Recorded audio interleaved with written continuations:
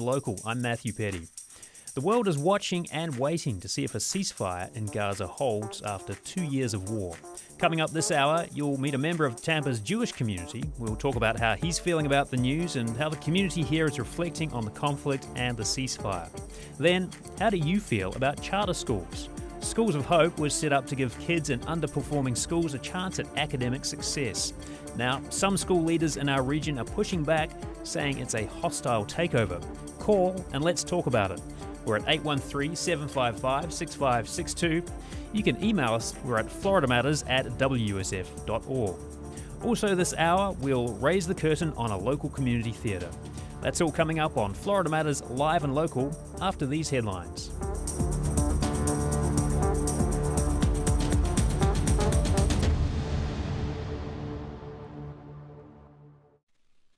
Live from NPR News, I'm Lakshmi Singh. A measure to reopen the government has failed to clear a 10th vote in the U.S. Senate. Republicans were unable to overcome Democratic opposition to the short-term spending bill. The government's been shut down now for more than 2 weeks. Republicans are fighting Democrats' demands to restore health care protections involving soon-to-expire pandemic-era subsidies for millions of low- and middle-income households and a rollback on Medicaid cuts. As the shutdown drags on, food banks and other groups that serve military families are seeing a surge of new clients. From member station WHRO in Norfolk, Virginia, Steve Walsh reports. Armed Services YMCA operates 22 food banks near military installations. They have seen a 30% jump in demand in the last couple of weeks. Pantries have had to close early for the day because they have run out of food, says Doreen Ocam with the group. I mean, that's the reality of the fact, is there are more people than there is food today. Groups that provide emergency loans to troops have also seen a surge. Even though troops did not miss a paycheck, anxiety over the possibility is forcing cutbacks. Dawn Cutler with the Navy Marine Corps Relief Society points out that many military spouses have also been furloughed, cutting household income. For NPR News, I'm Steve Walsh.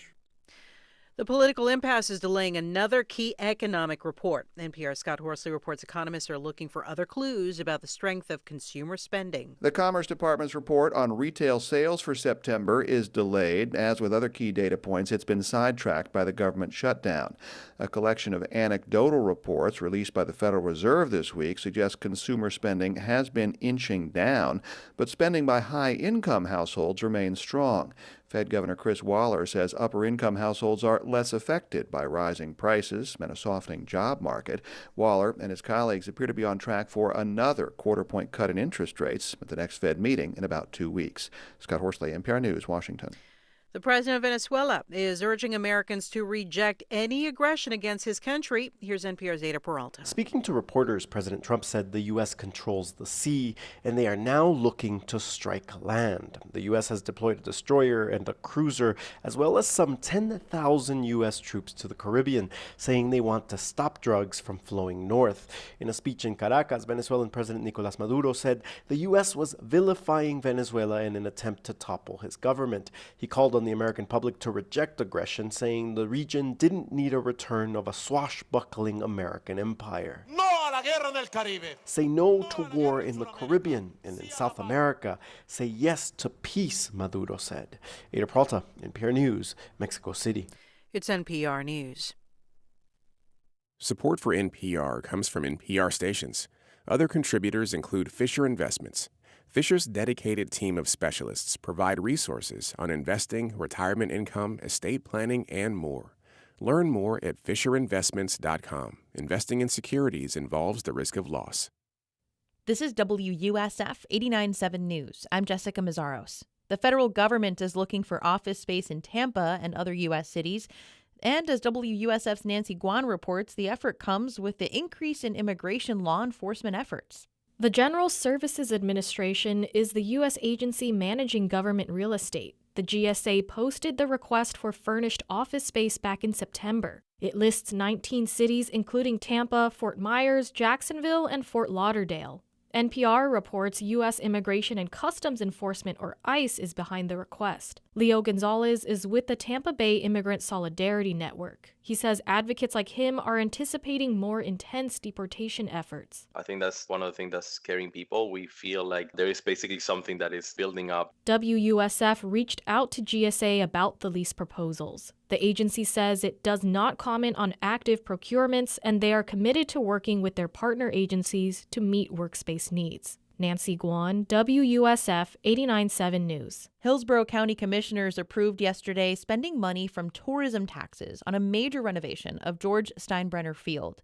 The board voted to spend $18 million at the county-owned ballpark, which is the spring training home of the New York Yankees.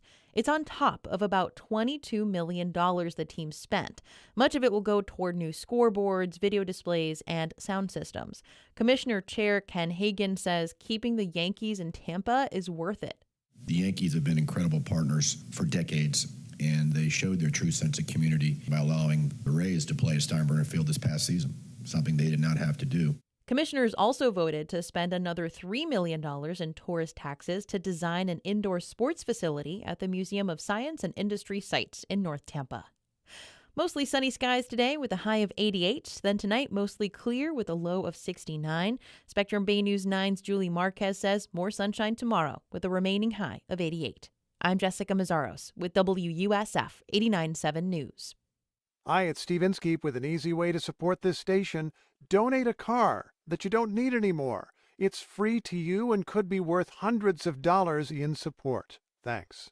Support for WUSF comes from listeners like you and from New South Windows, offering impact-resistant windows that help protect against hurricanes and break-ins. Engineered for strength, designed for peace of mind. Learn more at newsouthwindow.com. You're with Florida Matters live and local. I'm Matthew Petty. We're broadcasting from the doctors Lorraine Rubis and Neil Frankel studio at WSF in Tampa. Well, Gaza's fragile ceasefire is just days old. Now, we recognize this is a sensitive topic, and we're going to hear from different viewpoints in the Tampa Bay community in the coming weeks. Today, though, we're hearing about how the Jewish community in Tampa is reacting to the ceasefire and the release of Israeli hostages over the last few days. This is how President Trump announced the peace deal at a White House press conference 2 weeks ago. I'm not just talking about Gaza. Gaza is one thing, but we're talking about much beyond Gaza. The whole deal, everything getting solved. It's called peace in the Middle East. Well, as Israelis and Palestinians begin to contemplate what the future looks like after 2 years of war, we are going to take a few minutes to explore how the Jewish community here in Tampa is absorbing the news. And with us is Joe Probasco. He serves on the board of directors of the Tampa Jewish Community Centers and Federation. Joe, thank you so much for coming on. Appreciate it. Matthew, thank you for having me. So I'm just sort of wondering what was going through your mind as you watched the lead up to this ceasefire and the discussions that were taking place around it. Substantial apprehension, disbelief. Could this actually come to fruition? Hope. Admiration at the hostages' families for just their continued resilience and seeking the return of their loved ones. And then finally seeing it happen. Yeah. And I think, and I'm not alone in this, I think none of us thought it would actually come to this point, and we're so grateful that it has. And is that just because of what's you've seen unfold over the last 2 years, or does it just sort of go back beyond that? Because obviously this is like, the tip of a very long, complicated road. No, I think that's a fair question. I think when somebody asked what my initial reaction was to Trump's plan for the Middle East, I reminded them that in 1993, when I was a little bit younger than I am today, the optimism and really the true heartfelt belief that we were there under the Oslo Accords. And here we are 30 years later, and we're not. So without question, I'm tremendously hopeful that this will be something that for, everyone in the Middle East becomes exactly what the president is hoping that it can be. But on the same token, I guess they call this wisdom, right? I mean, I'm a little wiser than maybe I was when I was 17 years old. Yeah, okay. So what sort of conversations have been going on in the Jewish community here in Tampa? Like, I imagine it's pretty polarizing because it's a polarizing topic, whatever faith or background you're from, but have you seen that play out in your community too? Very much so. I mean, I think particularly as the war came to the hopefully the conclusion, I think you certainly had divergent opinions. I think particularly in the last 2 weeks as the hostages, it became clear they were going to be released and at least 20 of them were able to come home, you started to see a lot of, really that's been the main focus. The main focus of our community has been just absolute relief, an opportunity to finally breathe. And I think also an opportunity for our community to start to really think through what happened on October 7th and what has happened over the last 2 years and bring closure and start processing and start the healing process for our community. I wonder if you could talk a little bit about your personal connection to Israel. Like, do you have family over there? I do have family over there, and I've had the opportunity to visit. I went in February 2024, shortly after October 7th, on a solidarity mission with our community. And I was there in May, and I'll be back in December. So Israel is something that's very close to my heart, and it's something that I think for most of us in our community, it's very close. And I think one of the things that's been interesting as we've had these conversations over the last 2 years is how many outside our community don't appreciate the close connection between whether it's the American Jewish community and the Israeli community, the British Jewish community and the Israeli community. And I think when I would share with people, when you think of us as one big, large, and albeit somewhat dysfunctional family, then you start to understand the Jewish community a little better. Mm-hmm. Yeah, you and I were talking just before we got on air about, like, it's not a huge population worldwide, right? That's correct. And I've been doing this exercise with people just to educate myself. And I always say, look, how many Jews do you think actually are on the planet? And everybody kind of gets very apprehensive answering that question. Sure. Like it's a It's gotcha not a loaded question at all. Yeah. And I say, here's the parameters. There's 8 billion people on the planet, 350 million in the United States. Like, what do you think? And the common answer I usually get is somewhere between 50 million and 100 million. Mm-hmm. And then I share that, no, it's actually about 15 million, 20 million, depending on how you calculate the figure, with about 7 million of those living in Israel and about 6 million living in the United States, and the rest kind of scattered across the planet. Mm-hmm. And I think that starts to bring to the person's attention just how small of a community we have. And it also explains why we're as close as we are. Mm-hmm. But has there been, have those connections gotten stronger in the last couple of years, or have some of them sort of fractured? Like, how has that played out here? Within the Jewish community? Yeah. I think without question stronger. We've seen a huge surge in terms of engagement. It's brought people back to being Jewish. Mm-hmm. And I know that probably sounds like a weird phrase to use, but in terms of why it matters to them to belong to our community. So I think we have seen a lot of people who, I don't want to say sitting on the sidelines, or it wasn't an important aspect of their personal life, their identity, have now kind of recentered their life, at least around the Jewish community. Mm-hmm. Is it similar in some way to what we saw in the United States in the aftermath of 9/11? I think that's, surge in patriotism. Surge in patriotism, if you will. I think certainly the one thing that our community is continuing to wrestle with is, and I don't think this was solved on the ceasefire, and I think it is something we are going to have to confront moving forward, is the eruption of anti-Semitism within this country and throughout the, really throughout the world, particularly in the West. And so I think whether we like it or not, that is something that every Jew has to deal with. And I think for that reason, people are starting to realize whether they are part of our community actively or not, they're going to feel the brunt of this uptick in anti-Semitism. What does that feel like to you? What does it look like? Are there some sort of concrete examples of how that's gone for you over the last couple of years? Yeah, I think without question, as I shared with somebody the other day, is the Jewish community is going underground. We used to host all of our public programming, right? We're a nonprofit as it pertains to the Jewish Community Centers and Federation. Our goal is, Jewish life, social justice, all the things that you would think that a Jewish community organization would do. But for safety reasons, we can't post our events publicly. And for safety reasons, we've had to increase our budget meaningfully for security. Now, if we're spending, and I'm not exaggerating these figures, for one institution almost $1 million each year on security, that's $1 million we can't spend on feeding the poor, education, all the things that we're really there to do. And I think even in that respect, you're seeing kids uncomfortable wearing Stars of David, visible symbols of Judaism, T-shirts that might have Hebrew lettering on them, anything that kind of publicly identifies you as Jewish, because you just don't want to have that conversation. You don't know who you're going to be talking to. You don't know what baggage they're bringing to that conversation. And, I mean, is that something you've experienced yourself? Like, I mean, for folks on YouTube, they'll see you've got the pin with the American flag, the Israeli flag, but is that something you think about before you pin it on in the morning? I used to. And I would say after 10/7, I said, and I had that thought, I had that question, and it was something that if I don't show up, then we're not seen in the room. And so it's almost become more an affirmative act on my personal behalf, not of defiance, but to let the room I'm in know that there are Jews in the room, and I think certainly we want to be seen. Yeah. If you're just joining us on Florida Matters Live and Local, we're talking with Joe Probasco. He serves on the board of directors of the Tampa Jewish Community Centers and Federation.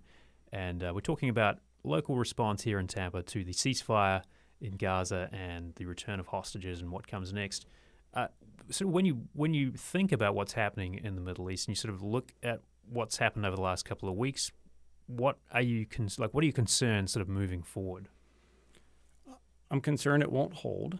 I'm hopeful it does hold. I think what's unique about this is the participation of the various Arab governments that have seemed to have gotten behind this plan. I think if you read the plan that was put forth, and I know we call it the Trump plan, I think Tony Blair also had his fingerprints on this pretty heavily, if at least my research held. But I think when you get to what it's focused on the Gazan people, the Palestinian people, and ensuring that they live in a de-radicalized state that's safe, secure, economically prosperous, and a good neighbor. And I think anybody that is pro-Palestinian, what more could you want? I mean, everybody wants to go home and live in a community that's safe. They know they have a job. They know they have a steady, where their next meal is coming from. And I think really when you look at the plan, if it can come together, and it is funny how he says it's really this easy. On paper, it really does look that easy, but again, looking at it through the historical lens, there's always something that seems to derail these conversations. In the last few seconds we have here, Joe, what do you want people to sort of take away from this conversation when they think about the role of, your organization, the JCC here, and sort of your hopes? Because it sounds like, as you say, the community's gone to ground a bit. Like, do you hope that changes, that turns around? I hope it changes. I hope it turns around. And as I always share with people, and I continue to, is you see issues, think about them critically, read different sources, try to educate yourself on the topic, and just really understand where the Jewish community is coming from, where the Israeli community is coming from, on all things that you might confront in the media. Joe Probasco serves on the board of directors of the Tampa Jewish Community Centers and Federation. Thank you so much for your insights. Really appreciate it. Thank you, Matthew. Well, coming up next, Schools of Hope was set up to give students in poor-performing schools an alternative in a charter school. But some school leaders in the Tampa Bay region are saying nope. They're calling it welfare for charter school operators. Find out why in a moment. And tell us how you feel about charter schools. Are they giving your kids a better chance for a quality education? Are you worried about them taking over your child's school? Let's talk about it. Give us a call. We're at 813-755-6562. We'll get to that conversation next on Florida Matters Live and Local. Stay tuned. I'm Scott Tong. Illinois Governor J.B. Pritzker wants federal immigration agents to abide by a temporary restraining order to limit their operations in the Chicago area. That after a confrontation Tuesday between agents and people in the city's East Side neighborhood. The View from Chicago, next time here and now.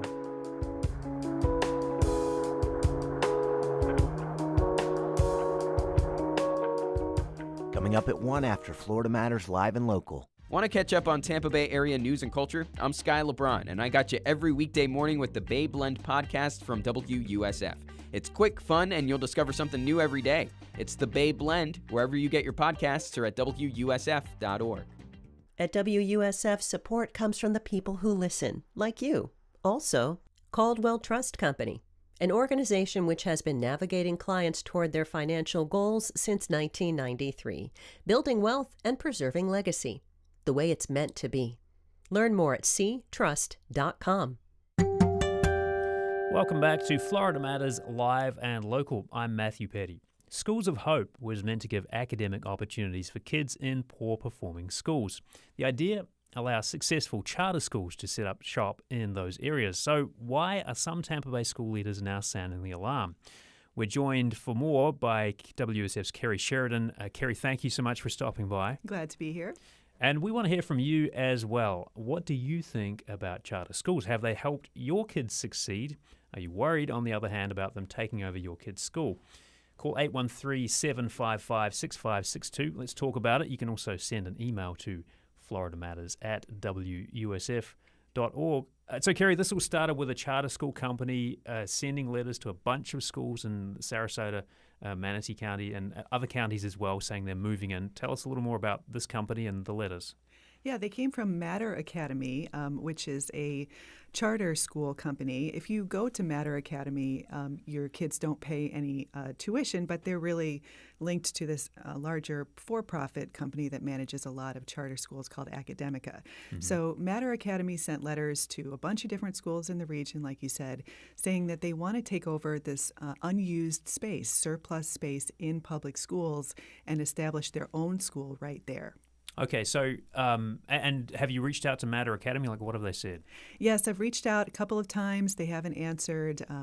It'd be great to know what they're thinking, but from the notices that they sent, they state that they want to establish a school inside a public school. Mm-hmm. And within 5 years, they want to grow their population into the several hundred. So it really does read like a takeover. Mm-hmm. Like several hundred schools or several hundred students per school? Several hundred students in that school. Gotcha. So it's unclear how much space they already have, mm-hmm. But they say within 5 years, we want to have, 700, 800, 900 students here. Yeah, and I should note, too, we also reached out to Matter Academy. We haven't heard back, but we would love to chat with Matter Academy about their plan. So these letters were sent out. It's kind of on the back of a new rule, right? So just say a little more, if you could, about the rule and how it came about, what it does. Right. At the end of the legislative session, Florida lawmakers adopted this new language. It used to be that schools of hope were for economically disadvantaged areas, underperforming schools that allowed a charter to come in and establish nearby and give kids a better choice, right? But now the Schools of Hope law statute says that any school that has underused space, vacant space, can be accessed by a charter company. Mm-hmm. And the language really is in favor of the charter company. So the school may come back and say, no, this wouldn't work, but the final decision, according to the language, is up to the charter. Oh, wow. Okay. So, it sort of seems like it would make sense to use some of these unoccupied spaces, but why is there empty space on school campuses in the first place? That's a great question. It's a lot of reasons. One is there's a declining birth rate. Another reason in Florida is the voucher program. There's a largely expanded scholarship program for students, regardless of income. Any student can apply for like an $8,000 or so payment from the state toward the private school of their choice. And there are also extra state funding opportunities for homeschool. So you have more parents who are choosing homeschool as well. Okay, so that's kind of hollowing out the public school population a little bit. Mm-hmm. I mean, it does seem like it would make sense to make some use of these vacant buildings if they are vacant. So, like, who's pushing back against this and why? What are they saying? Yeah, I mean, there are conversations going on within school districts about how to manage this because it is the state law now to do this. And school districts do realize in some cases they have extra space that they could make better use of or consolidate it. But the people who are pushing back are some school board members and parents who have school kids in these schools because, as you probably know, schools have a lot of pride associated with them. You know, you go to a school, it's an identity, you love your teachers, you love your neighborhood. So to have somebody else come in and establish a school in your school, it's divisive. So some people don't want that. The flip side, of course, though, is, from the likes of Governor Ron DeSantis, other supporters of these charter schools, the governor is saying, and he made this clear in a press conference, a day after this new rule, I should say, went into effect, he said, the charter school expansion would make a world-class education available to every child, quote, no matter their zip code. And let's just hear a little bit also from some of the folks from the schools that you've been talking to. Here's Manatee County spokeswoman Jamie Carson. This is a state-mandated program, and it's a part of the overall state's, parental choice, which we support. So I think there are some districts that may be looking at it one way, but we are looking at this as business as normal. So business as normal there from Manatee County spokeswoman Jamie Carson. And then here's Superintendent Lori Breslin. She says hearing about a school getting taken over puts pressure on teachers and principals. I don't want that pressure. This is something that we can handle at the district level. Your classrooms are fine. The instruction continues. Focus on your students. Focus on making sure your teachers have everything you need. So a couple of different, things going on there. What do you hear when you hear business as usual, Kerry? I hear a district that's trying to navigate the current environment. So they do realize they have to follow state law. They have to do what they're supposed to do, and they don't want to cast it as a fight. But on the other hand, they do want to showcase how their schools really are great. So they're hoping to make an argument that a lot of these school spaces, maybe just in the numbers, it doesn't show what's really happening there, but a lot of good programs exist there. Mm-hmm. But it sounds also from Lori Breslin that the teachers, the principals are worried about it. She's trying to say to them, look, don't worry, we'll handle this. You just focus on the kids and doing the work of teaching. But that's maybe a message that's a little hard to sell, I think. Sure, of course, it's worrying when you don't know what's going to happen to your school, and the way that the language of the law is, it's really not even in the school district's favor. Even if they can show impracticability, I think is the word, that this is impractical to have this here, it's still up to the charter to decide whether they're going to go forward or not. So really, they are on their heels a bit. All right, so the school district could say, no, look, it's not going to make sense for us, and the charter school could say, well, it doesn't matter. We're moving it anyway. They want contiguous space altogether, so they're not asking for a few classrooms here or there. They want the whole school to rearrange around them, and then the charter intends to expand every single year to get even bigger. Do you know much about the timeline on this? How is this supposed to work? Well, some of the districts say that letters came too early. They weren't supposed to come till later October or November. And then the districts have 20 days to respond. And then after that, we'll see what happens. Okay, so it's 20 days to respond from November, whenever it was. November, so probably late November. Okay, and then do you get the sense that it's going to be sort of a swift move by charter schools after this, or it's just really wait and see? Well, more letters could come. Since Matter Academy sent their letters early, there are at least, I think, 6 other School of Hope operators in the state. So a lot of observers expect more letters to come from different companies, and they're going to be competing for this unavailable or unused vacant space in public schools. All right, much more to watch on there. Well, Kerry Sheridan with WUSF, thank you so much for your insights. Really appreciate it. Thank you. We're talking about charter school expansion, why some public school leaders are pushing back. We want to hear what you think. How do you feel about charter schools? Are they giving kids an academic hand up? Are you worried about a charter school taking over your kid's public school? Give us a call. We're at 813-755-6562. That's 813-755-6562. You can also send an email to FloridaMatters@WUSF.org. Stay tuned. The conversation continues on Florida Matters live and local in a moment.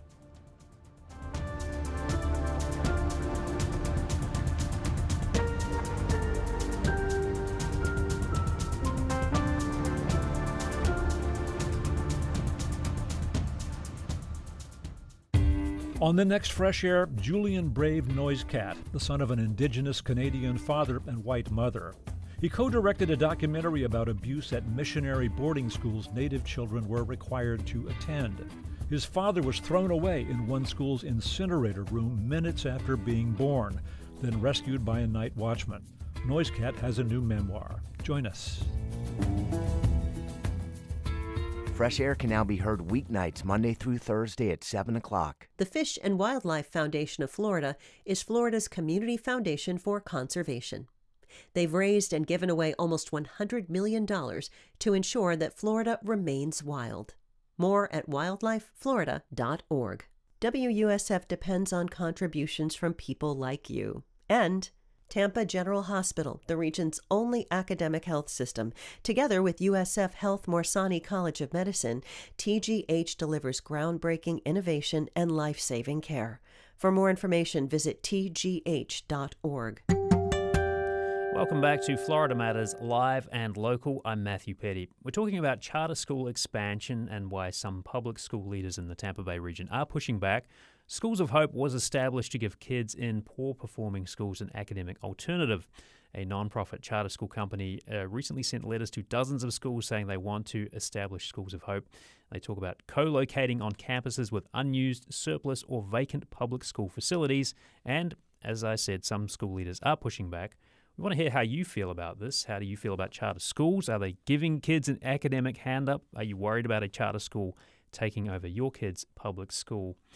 The number is 813-755-6562. That's 813-755-6562. If you've got a kid in a charter school, maybe you've got a kid in a public school, we'd love to hear your opinion on this. You can send us an email. We're at FloridaMatters@WUSF.org.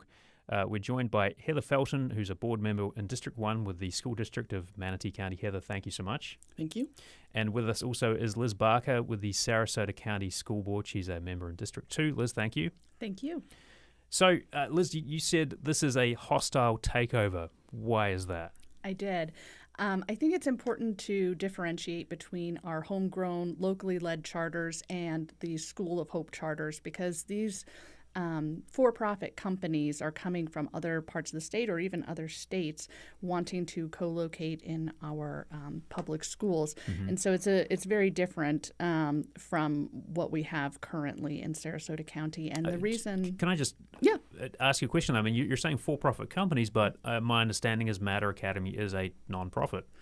Well, the interesting thing is they are a nonprofit company, but they contract with a for-profit charter management company called Academica, which is one of the largest charter companies in the country, actually, and they have a lot of ways to make money off of educational endeavors. Mm-hmm. So it is, in fact, while the school itself may be nonprofit or not-for-profit, the management company does turn a pretty sizable profit, actually. And they do that by land deals, leasing land back to themselves, partnering with other parts of their corporation to provide goods and services essentially back to themselves. So it's a self-serving cycle. And the reason I called it a hostile takeover is because no one asked for this. No parents wanted this group of charter operators to come in.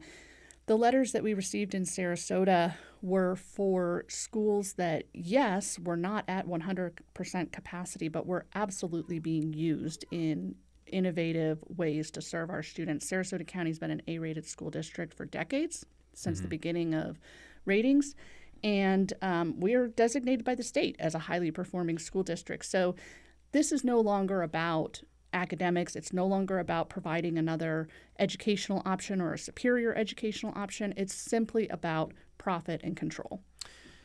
We want to hear from you on this issue too. We're talking about charter school expansion. How do you feel about it? Some schools have been sent letters of intent essentially by a nonprofit charter school company to say that they will move in or they'd like to move in and use vacant or unused space on their campuses. The number is 813-755-6562. That's 813-755-6562. Let's go to the phones. We have Heather, I should say. Heather is calling in from Hillsborough County. Heather, you're on the air.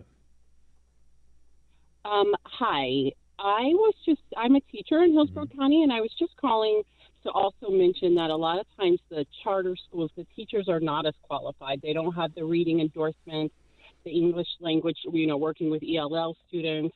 the ESE hours that we need as teachers when we recertify. So they're just not as qualified to serve kids with special needs, nor are those teachers allowed to be in the union, so they're not really paid as well or protected. Okay. So you have some concerns about the charter school expansion. Is that what I'm hearing? Yes, especially in regards to how they treat their teachers. Heather, thank you so much for your call. Appreciate that. Turning to another Heather Felton, what about that? I mean, is that a concern that you've heard in your school district? Yes, it is. We also have homegrown charter schools that have worked really hard to be part of our district. They have a very extensive process they have to go through to establish their charter, lots of paperwork, providing their own buildings, all those things. And they work really hard to do that and to become part of our educational community. And to have these other companies come in that don't have to follow all those steps, they can just move right in, is concerning because we don't know what their teachers know. We don't know what their certifications are, what their training is. We know that with the charter schools that we have that have approached us for a charter that are local. So all of that is very concerning. And have you heard from the charter schools that are already up and running in your school district? What do they think of this? They're not happy either. I had a very long conversation with a member of one of the large local charter schools, and he and I were talking about this together, that this is not good for them as well because of all those things. We got an email from Anne in Tampa who writes, do parents have any recourse when their school's resources will be forcibly drained? Thanks for your question, Anne. If you want to send us an email too, you can do so. It's FloridaMatters@WUSF.org. The number to call, 813-755-6562. Liz, what about that? I mean, that's obviously a concern that I've heard voiced pretty firmly from school districts saying that we're worried about the charter school companies coming in and sort of taking control or using resources and basically the school district having to give up something for free. Absolutely. Parents across the aisle, across experiences, across school choice are really concerned about this. I'm a parent myself of 4 kids in our public schools, and we have a group of parents now that has been actively forming coalitions across the state, and we are so encouraged to see that, because the only way that we really make a difference here, the only way that we share how negatively this will impact our children and our communities is if parents get involved and use their voice as well. And we saw it happen last legislative session when our advanced programming funding was threatened to be cut in half, and parents across the state organized and began talking to their state reps and telling them how important those AP, IB, career and tech ed classes were, and they made a huge difference. So we are hopeful. I'm very hopeful watching parents organize and come together that we will be able to advocate for our neighborhood public schools that we love. Let's go to the phones again. We've got Deborah on the line. Deborah, what's on your mind? The children. I'm hearing conversation about the parents who have legitimate concerns and the corporations. And while this co-locating is not the same as decades ago integration of children within a school, the co-locating seems to me to be an issue. The children don't understand what the corporations are trying to do. They don't have that ability to have that perspective. And I just have a very strong sense that there will be some issues between groups of school children from one school and from the other at the same location. Deborah, thank you so much for calling in. I appreciate that. The number to call if you want to make your voice heard is 813-755-6562. That's 813-755-6562. We're talking about charter school expansion. What are the pros and cons of it? Let's go to the email here. We've got Susan, I should say, writing in, until charter schools have to accept students with disabilities and provide them with the same services as other public schools, they should not exist. Until charter schools have to have the facilities for in-school suspension and cannot just kick kids out if they misbehave, they should not be allowed. Is that something that you're hearing, Heather? Is that kind of a conversation that's happening? What are the kind of regulations about school discipline and other sort of things? There are concerns about that, that if a student is considered a, quotes, problem child, that they can then be kicked out of a charter school and then sent back to the public schools. The public schools take everybody. If they aren't making it in a private school, if the homeschool families are struggling, if charter school is struggling or a kid is struggling in a charter school, we take everybody. Everyone is welcome in the public schools. And I feel that these charter groups moving into our public school buildings are going to make more of a divide. As the caller said, you've got two groups of kids in there under different rules and different guidance, and where does that mesh? How do we keep our kids feeling welcome when you have this whole other administration there that has a very differing view? I guess the counter argument to that would be that if you have a group of kids, in a high-performing charter school, that could encourage the kids in the co-located public school to do better. Well, that would be great if they were actually a low-performing school. The schools that they have come to us for are not low-performing schools. I wanted to ask, too, about the kind of notion of school choice. Florida's voucher program has grown a lot in the last couple of years. I think more than 500,000 students are now using vouchers statewide. What does that tell you, Liz, about parents' desire for some measure of choice in the school system? I'm a proponent of school choice. My family has benefited from school choice in the past.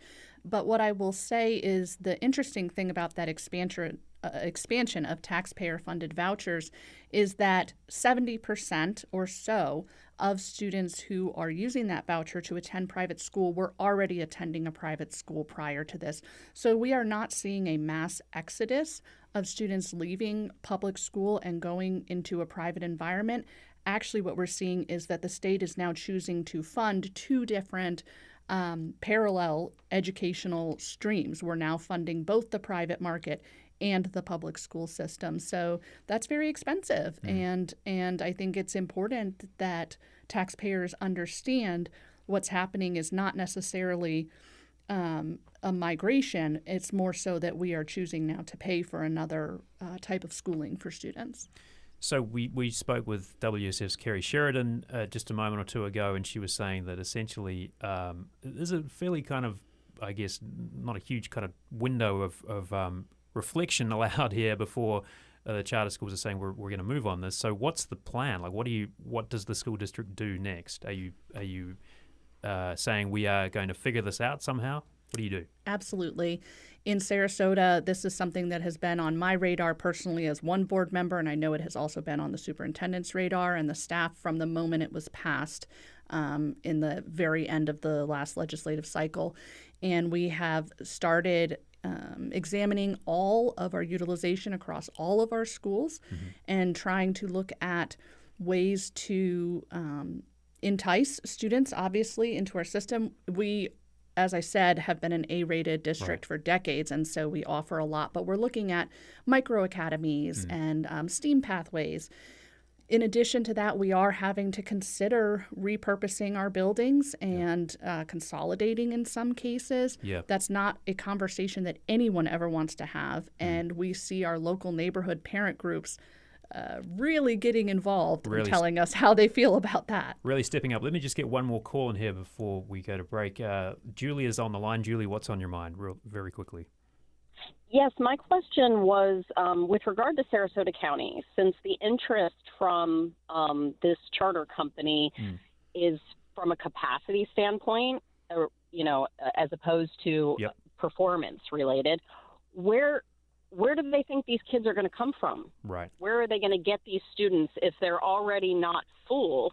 Yeah. Where are these imaginary students going to come from? Julie, we're running up against the clock, but I appreciate your call. Thank you so much. In 10 or so seconds, if you could, where do those students come from? Good question. The goal of these charters is to eventually take over the population of the entire school within 5 years. And so that's where I say this is, in fact, a hostile takeover of community-owned property. We've been speaking with Liz Barker with Sarasota County School Board. She's a member in District 2. Liz, thank you. Thank you. And Heather Felton, a board member in District 1 of the School District of Manatee County. Heather, thank you. Thank you. Well, coming up next on Florida Matters Live and Local, we're going to take a peek behind the curtain of a local community theatre. Stay with us.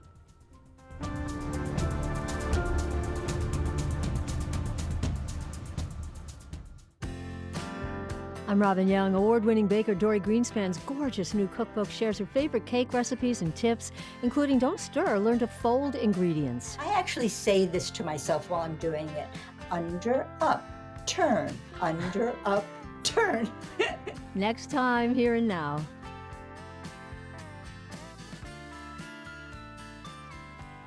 Coming up at 1 after Florida Matters Live and Local. Mike drove his family's long school bus-colored station wagon, the Enterprise, to college. It was a gas guzzler, but it got the job done. If your old car has lived a good long life but is ready to go to that parking lot in the sky, donate it to WUSF. That way, you can help WUSF get the job done by bringing fact-based news to your community. Find out more at WUSF.org.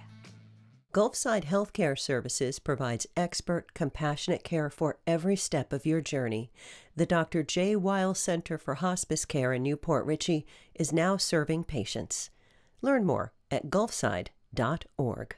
Pointer's Gala Bowtie Ball celebrates journalism and honors Jane Pauley, Dean Baquet, and Gary Trudeau. Tickets and sponsorship information are at pointer.org/bowtieball.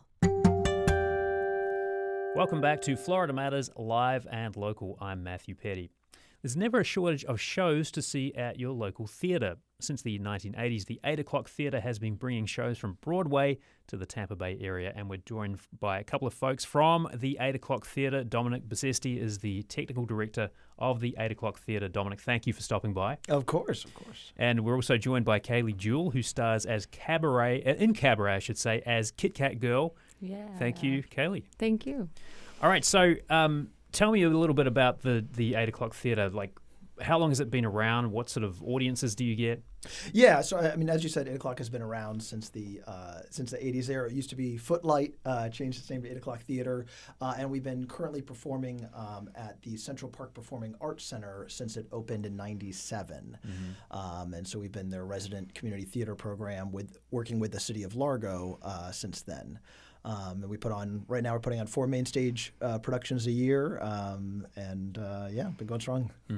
Now, you're technical director, but I understand you're also the director, the main director, right, of Cabaret? Correct.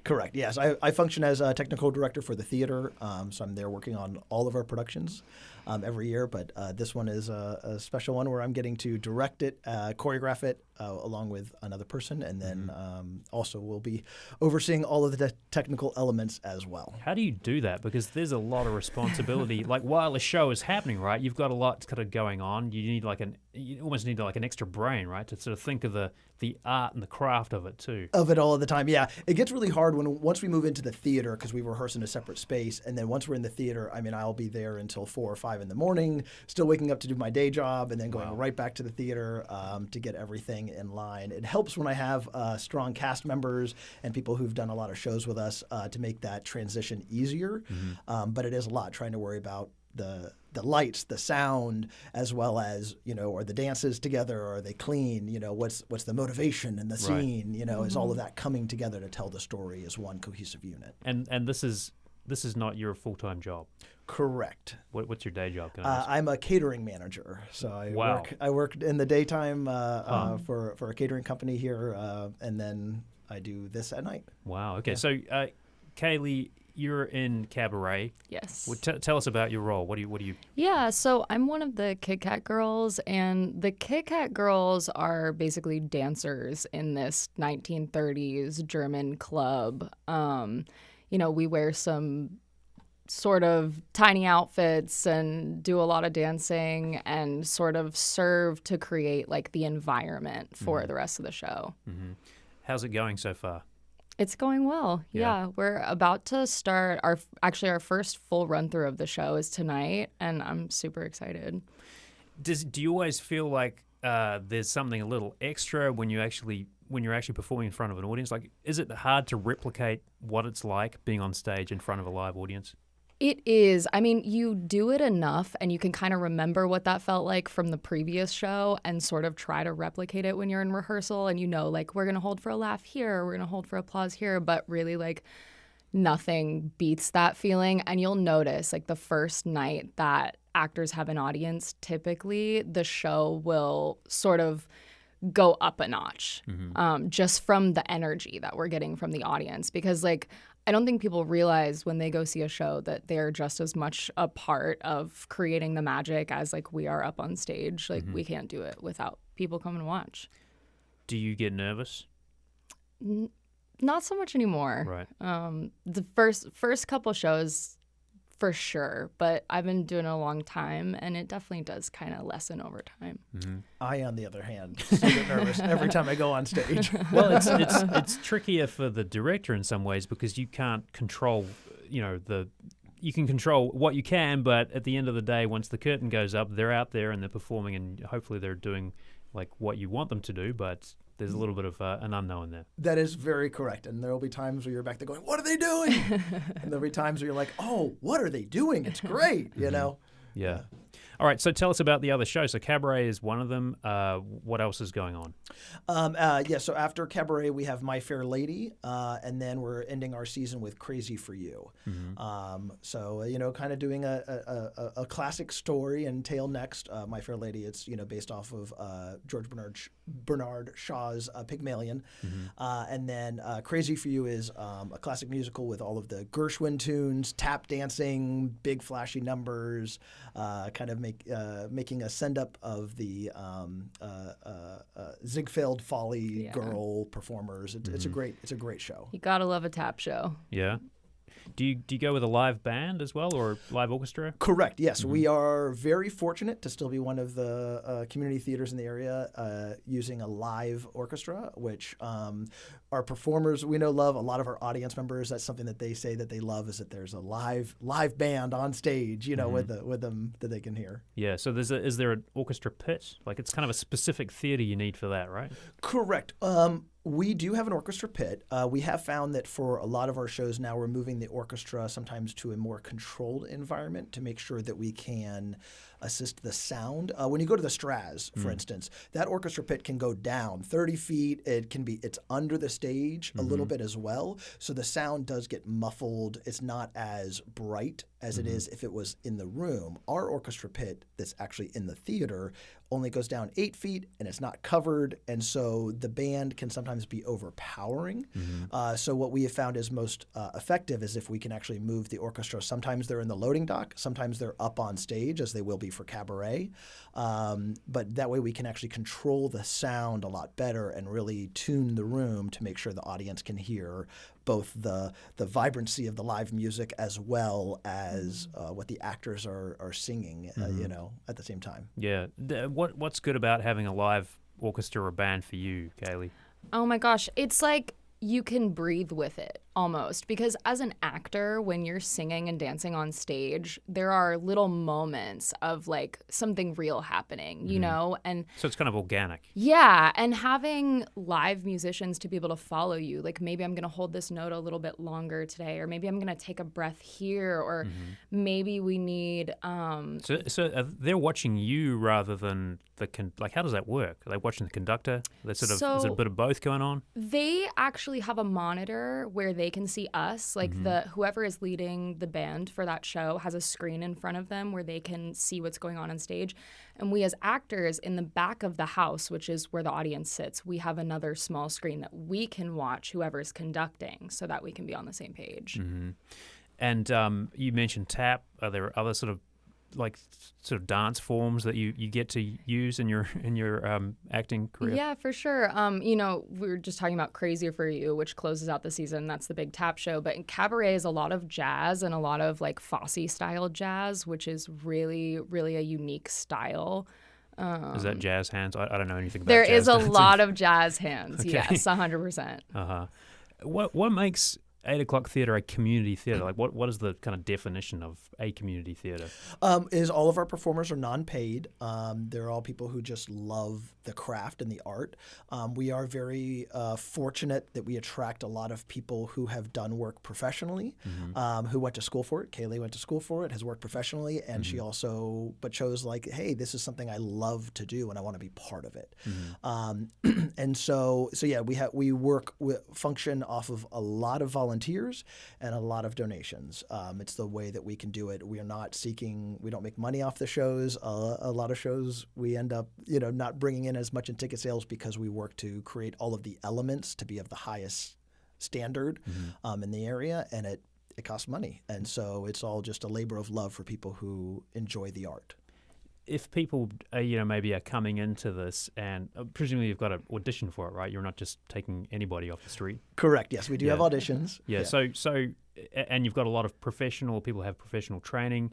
Does that help sort of bring up the level overall of your cast?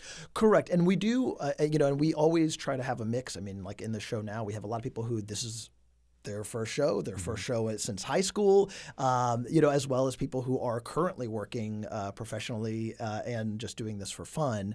And so it's a great mix, but we always are trying to bring in new talent, bring in new people to this, that it's not just about that level, because we all have it in us. It's about how can you let it be shown, What got you into theatre? What was the kind of bug for you, or the thing that got you hooked? I did my first show when I was 10, and it was because a friend was like, hey, I did a show last year and you should come with me and audition. And community theater was like the first place I was able to make my own friends beyond when you're in elementary school and you have like friends in your classes and stuff. But I felt like I made my own friends that had common interests and like really understood me. And you found your tribe. It kept me there.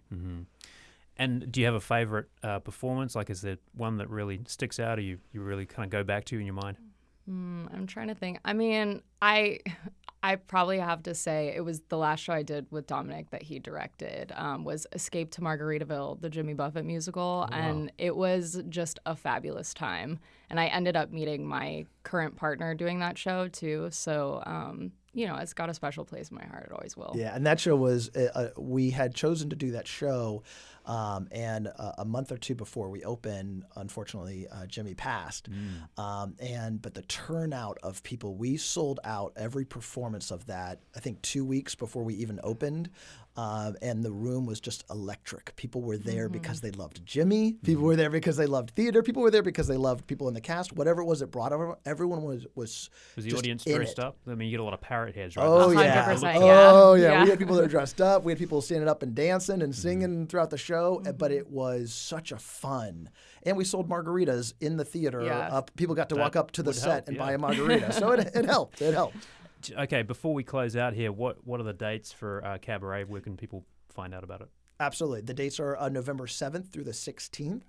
And they can go to the website, largoarts.com, to purchase tickets. And it's right there in the heart of Largo at Central Park Performing Arts Center. We've been speaking with Dominic Bessesti, Technical Director of the 8 O'Clock Theatre and Director of Cabaret, and Kaylee Jewell, who stars in Cabaret as one of the Kit Kat girls. Kaylee and Dominic, thank you so much for joining us. Appreciate it. Of course, our pleasure. Thank you. Well, next week on Florida Matters Live and Local, there's a shortage of doctors here and it's only expected to grow. How do you find a primary care doctor, and what do you do if you don't have one? You can call 813-755-6562 and let us know, leave a message, and tune in next week. Well, that's our show for today. Florida Matters executive producer is Grayson Doctor. Our producer is Amelie Horace. Editorial guidance from Mary Shedden. Our engineers are Gio Garvin and Jackson Harp, and Jackson composed our theme music. Natalie Jaron handles the video. Subscribe to Florida Matters wherever you get your podcasts. You can watch on WUSF's YouTube channel. I'm Matthew Petty. Thank you so much for listening and watching, and we'll see you next week.